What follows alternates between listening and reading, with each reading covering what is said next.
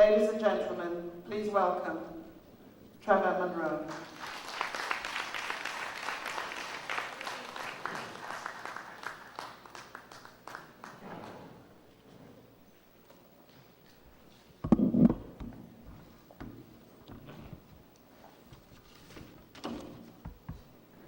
May I first of all thank Claudel for those warm words and introduction. And at the same time, I want to congratulate each and every one of you. First of all, Commissioner Williams, I haven't had the opportunity before now to congratulate you personally for your well-deserved appointment. I congratulate you. And I also congratulate the leaders of the Neighbourhood Watch movement for the very good job that you're doing.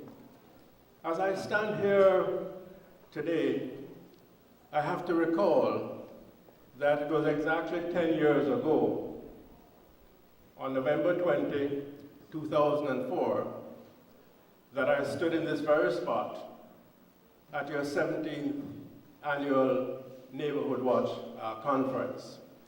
And I must say that since that time, I have watched your progress, and I want to especially congratulate anyone here today who has been that long with the movement, who has been here over the last 10 years. I'm not sure if there are any.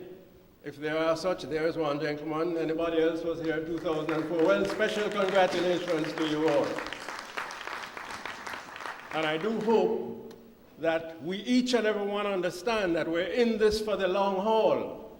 And just as I was here 10 years ago, and some of you were here 10 years ago, we want to make sure that those of you who are here will be here 10 years from now, making sure that Jamaica has safer and safer communities. And as I begin my presentation with you, I have to say that, along with the minister, there is clear sign of improvement in the security environment. 27% less persons dying violently, either at the hands of the police or at the hands of criminals this year compared to last year. And our overall homicide rate is approximately 36, 37 out of 100,000. That means, ladies and gentlemen, that we have moved from where we were before, which is at about 60 out of 100,000, down to 37. And that means in turn that we have moved from, if I were to put on my university professor's cap, we have moved from a C grade to a B grade. And my presentation here this evening, hopefully, will help us to move where we belong as a Jamaican people, in the A grade. We want to move from 37 per 100,000 down to 18, 17, and 16. We're not satisfied with the B. We want to move to the A. I hope you agree with me on that. And so, I want to share with you some thoughts on how to make what is going good even better. And in that context, I prepared a PowerPoint which has 5 different components to it. First of all, consensus on creating a safer Jamaica. I want to say a few words about that.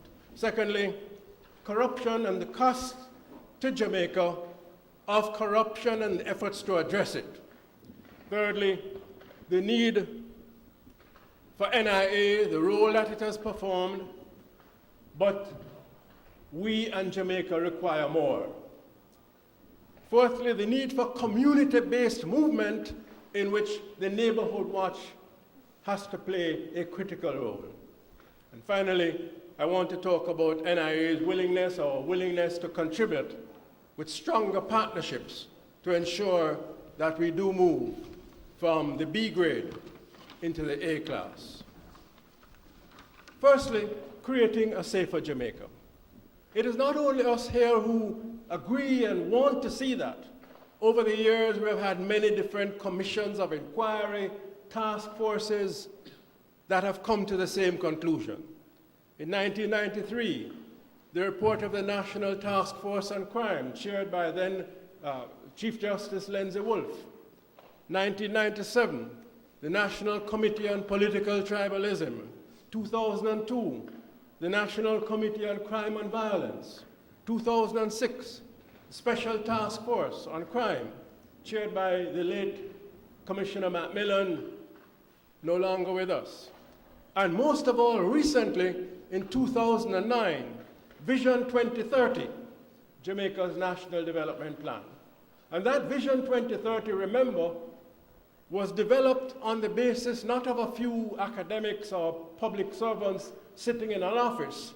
It was developed on the basis of consultation, going around the country, town hall meetings, consultation with both political parties, with citizens groups.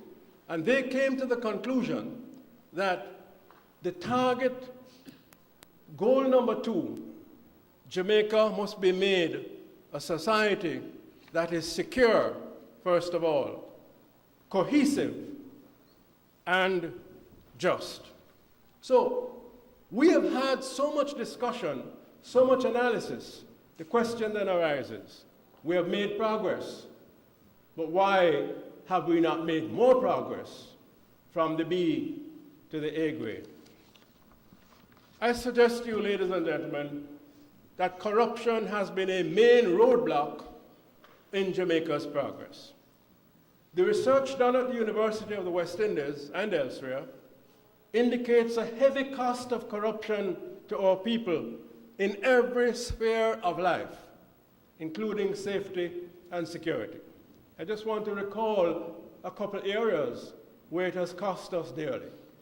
First of all, Minister mentioned, you might recall, the extent of dropouts from school and the degree to which those who drop out from school become gang members and troublemakers of one sort or another. We don't need to go far to discover one root of that. It was at the end of the 1960s, the school building program in Jamaica, funded by the World Bank, the largest program of its kind in the world at that time because we were doing so well in terms of our economic growth. What happened? We built half the schools that the money could have built because of political corruption. The contracts to build were not awarded on the basis of expertise, were not awarded on the basis of who could build the best schools for the lowest value, but on the basis of politics. The end result, we built half the number of schools then that we needed, and today, overcrowding is the unfortunate and regrettable consequence, and those of you who have experienced a shift system know what a harmful thing it is, despite our teachers trying their best for our students. And the underperformance is one of the results, going back that end of the 60s, for that first cost of corruption to us. Second one, if you look at the annual report, the Global Competitiveness Report, it comes out every year, and it scores countries according to how competitive they are in this global environment. And when you look at the last report, which came out a few weeks ago, the Global Competitiveness Report 2014-2015, you will see that yet again, despite Jamaica's improvement, and we have to be commending one another for that, commending the administration for what it has done, despite that, the Global Competitiveness Report of 2014-2015 puts corruption as the third most problematic factor for doing business in Jamaica. And if it is the most problematic factor, you have money as a Jamaican or as a foreigner, you're going to go somewhere else where there's less corruption to deal with. What are some of the indicators of that corruption? The same report tells us that we are people of talent who should be in the top rank on any indicator anywhere in the world. We rank 109 109 out of 144 countries on lack of transparency in government policy making. Not sufficiently open. We rank 94 out of 144 countries in terms of favoritism of decisions of public officials, not on the basis of merit, not on the basis of who is the best qualified, but on the basis of who knows who and who is the favorite of whom. Which investor is going to come if he doesn't feel it is a level playing field where merit is going to be the main criterion? 194 out of 144 countries. Wastefulness of government spending. You know how much we rank? 125 out of 144 countries. That is not where we belong. Not where we Jamaicans of talent and experience and expertise. And that's what's holding us back. We're not getting the investment that would create the jobs that would allow more of the young people to get decent employment. And therefore they come and become problems in the communities, not just for security forces, but for your neighborhood watches as well. And then finally, consequence, the cost of corruption, tax evasion. Ladies and gentlemen, it pains my heart to say this because it was 10 years ago at this very spot, and I'm going to quote from the Gleaner and the report then of what was said on that occasion. On that occasion, I pointed out that tax evasion was a major, major issue. A few days ago, the Minister of Finance told the Parliament, that 21%, 1 out of every 5 companies earning revenue of over 1 billion, not billion, 1 billion, 1,000 million Jamaican dollars per year were not paying any corporate income tax. And you know the consequence of that. The Minister of National Security and the Ministry of National Security does not get the revenue that it deserves. The police do not get the equipment that they need. The Ministry of Justice, which has responsibility for the lockups, doesn't get the resources that it needs. Water supply systems, road rehabilitation. Every day we see our people demonstrating. Not good roads, poor water supplies, because inadequate revenue is devoted to those circumstances. And one of the reasons why inadequate revenue is devoted is that those who can bear the burden are not bearing their fair share. We are bearing ours because most of us in here are PAYE. We have no choice. And when you look at the figures of the Ministry of Finance, we have to say the PAYE person is ahead of target.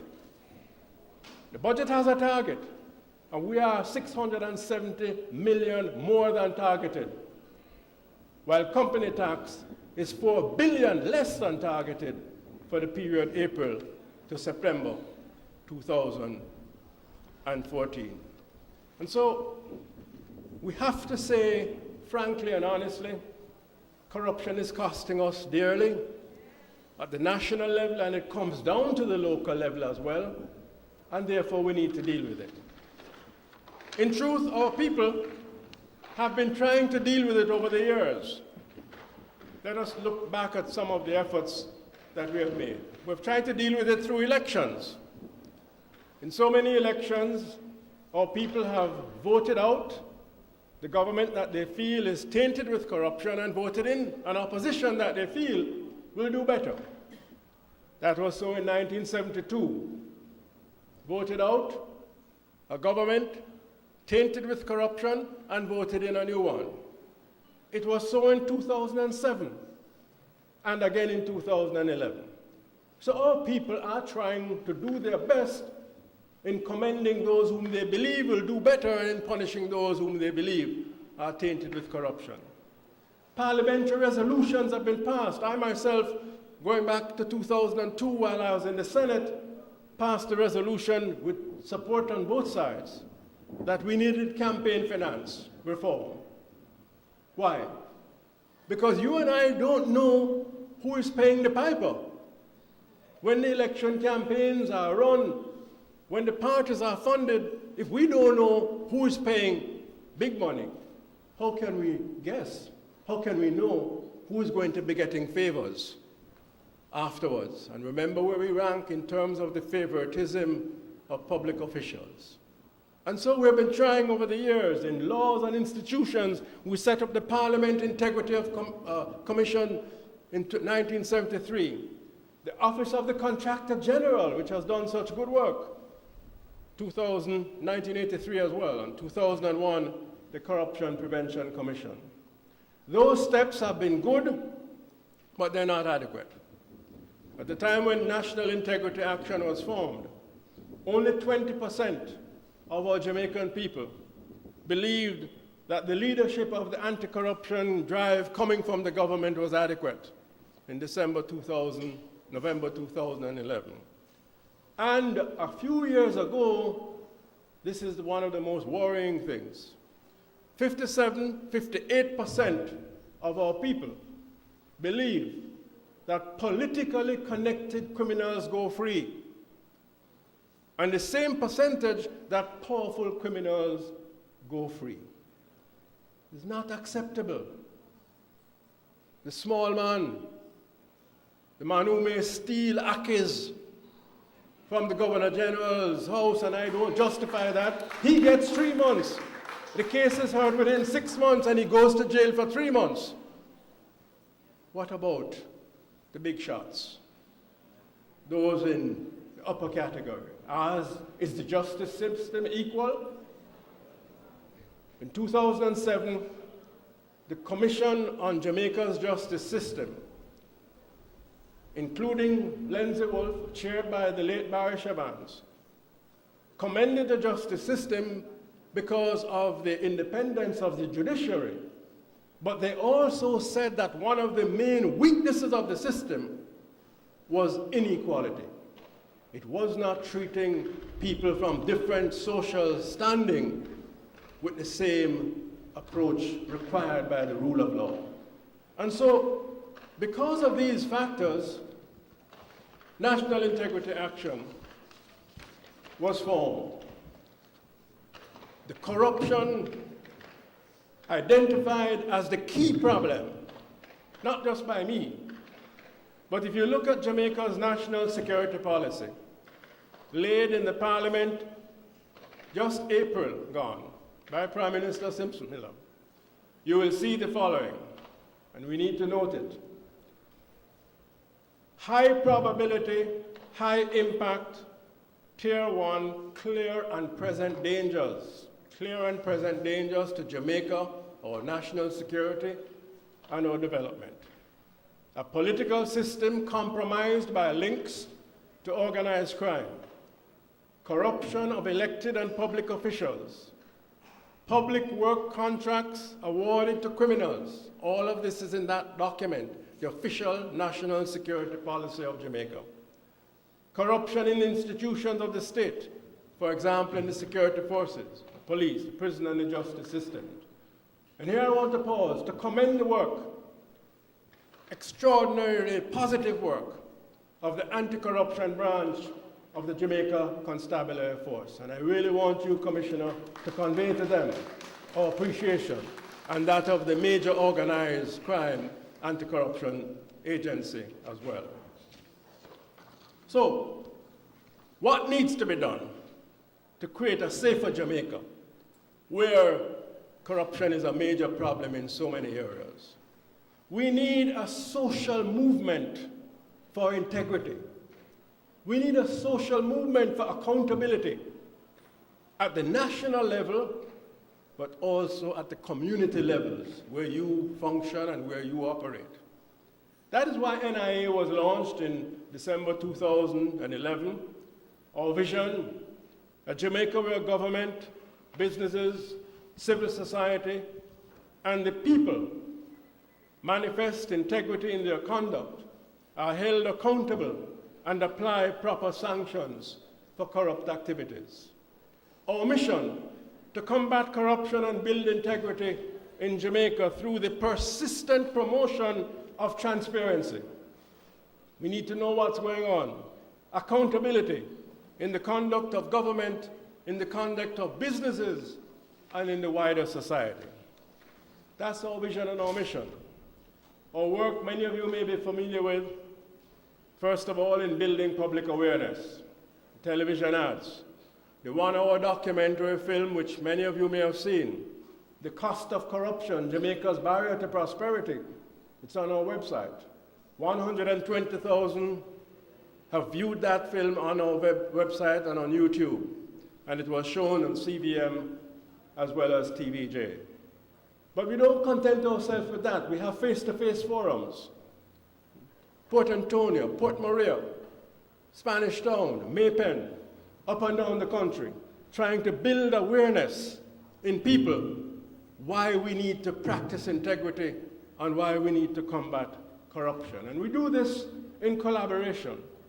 The Social Development Commission, university, student organizations, and most recently of all, one of the organizations sponsoring the Neighbourhood Watch, Comet 2. Our work is aimed at plugging legislative loopholes and enhancing law enforcement, campaign finance reform. We want a single anti-corruption commission with powers to prosecute. We need to strengthen the institutional capacity, and that is part of our work. So almost every 3 or 4 months, we have weekend training seminars for clerk of the courts, weekend training seminars for prosecutors from the DPP's office, weekend training seminars for investigators from the Financial Investigation Division, Revenue Protection Division, and other areas. And of course, the judges of our Supreme Court, they themselves have attended sensitization sessions on the issue of corruption.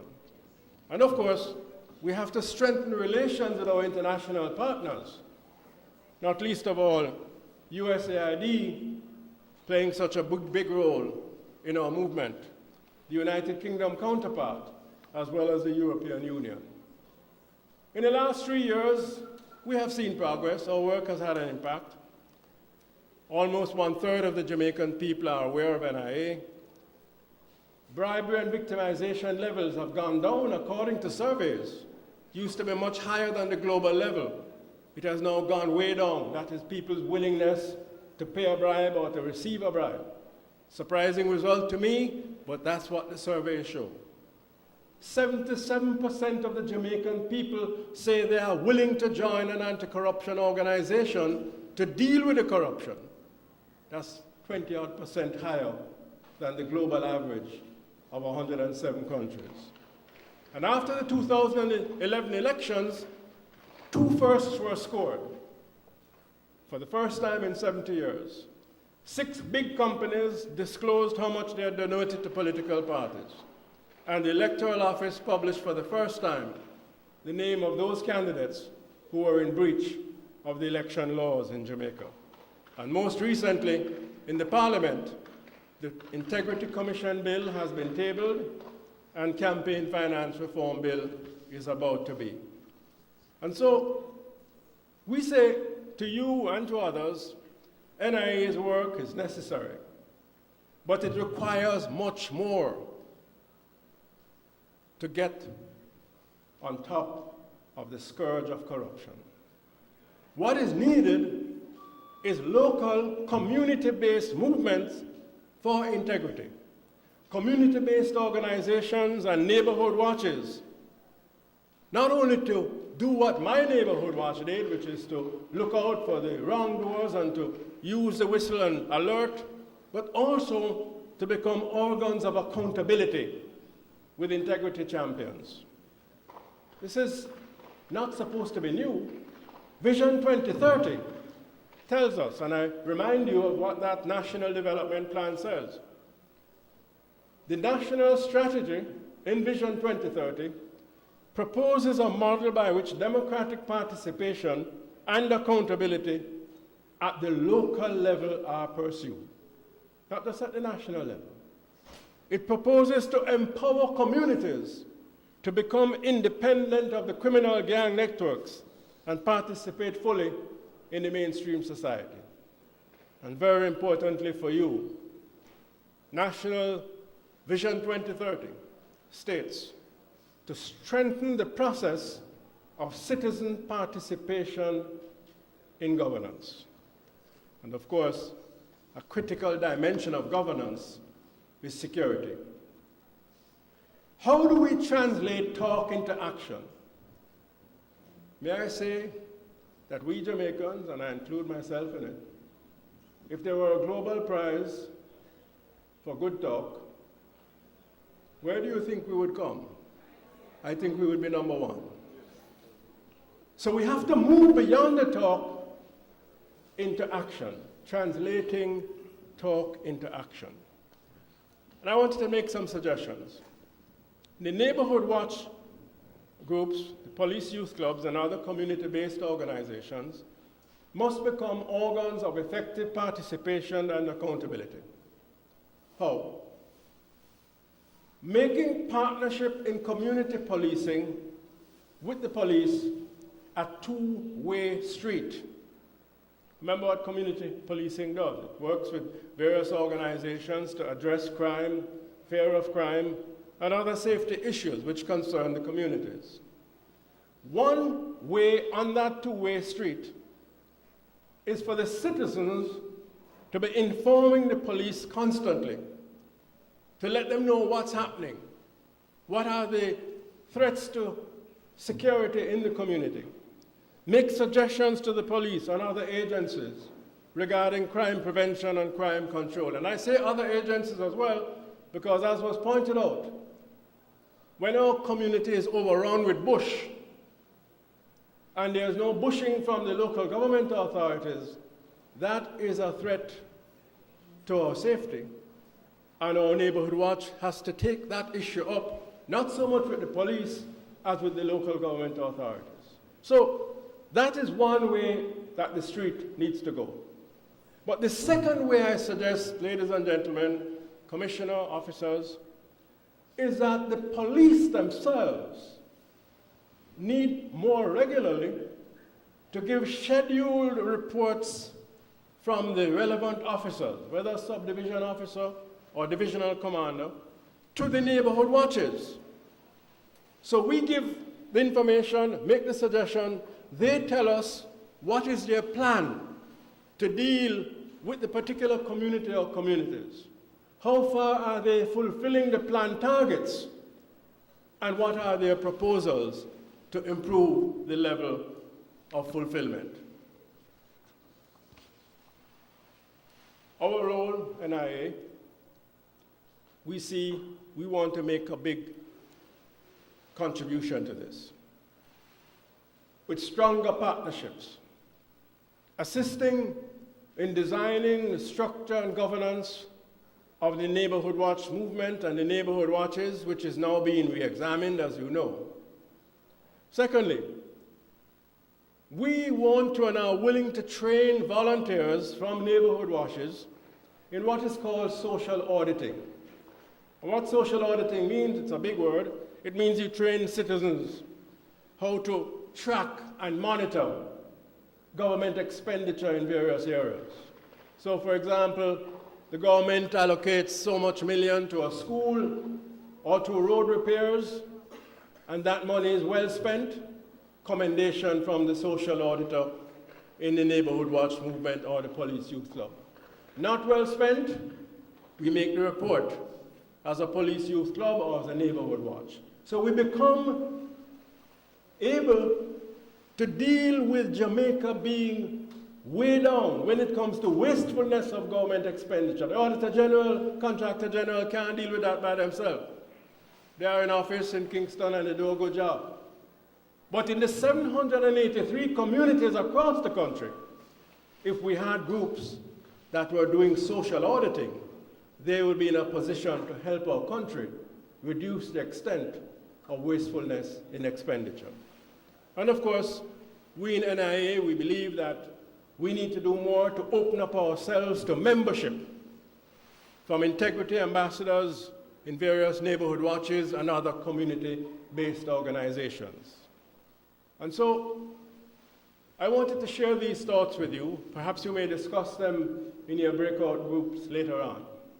I speak not only as a person who has taught at the university and who was engaged in civil society activity, I speak as a member of a neighborhood watch myself.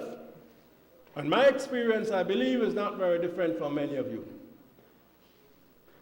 Our neighborhood watch in Macaulay Heights, in the Matilda's Corner police area, was formed. Everybody came together. Why?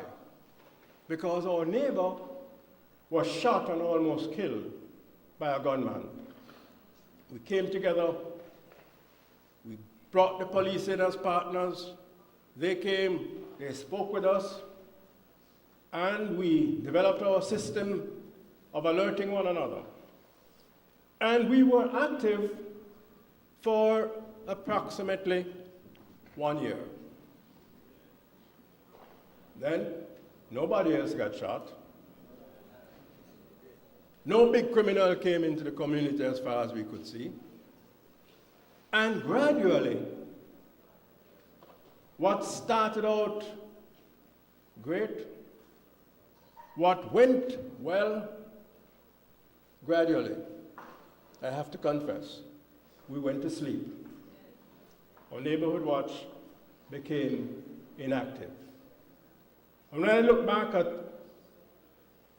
2004, when I spoke from this very platform in the 17th Annual Neighborhood Watch Conference, the report then from, I think he may have been Senior Superintendent at the time, Leon Rose, was that of the 600 neighborhood watches, 40% were not active.